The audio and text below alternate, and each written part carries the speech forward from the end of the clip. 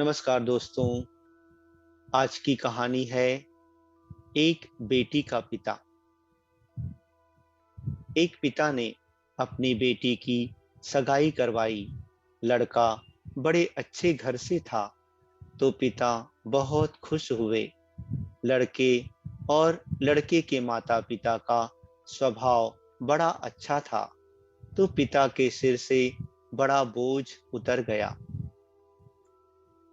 एक दिन शादी से पहले लड़के वालों ने लड़की के पिता को खाने पे बुलाया।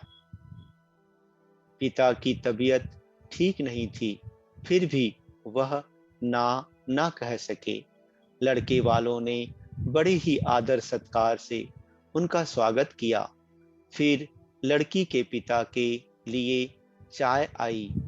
शुगर की वजह से लड़की के पिता को चीनी वाली चाय से दूर रहने को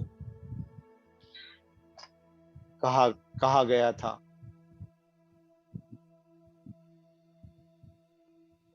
लेकिन लड़की के होने वाले ससुराल घर में थे, तो चुप रहकर चाय हाथ में ले ली।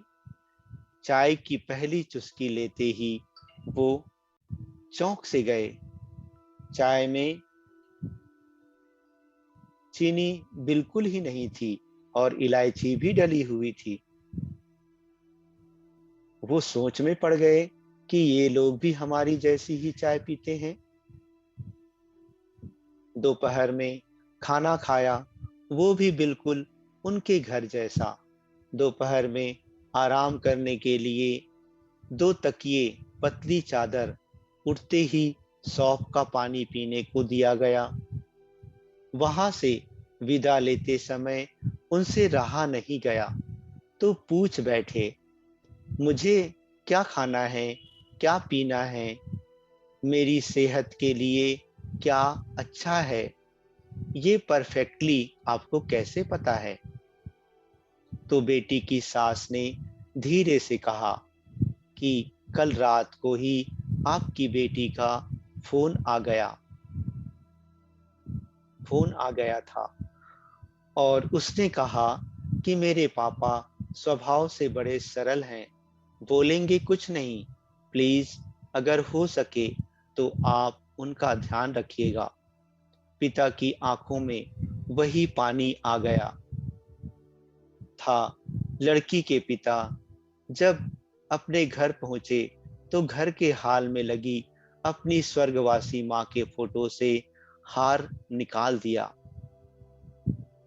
जब पत्नी ने पूछा कि ये क्या कर रहे हो, तो लड़की का पिता बोले, मेरा ध्यान रखने वाली मेरी मां इस घर से कहीं नहीं गई है, बल्कि वो तो मेरी बेटी के रूप में इस घर में ही रहती है।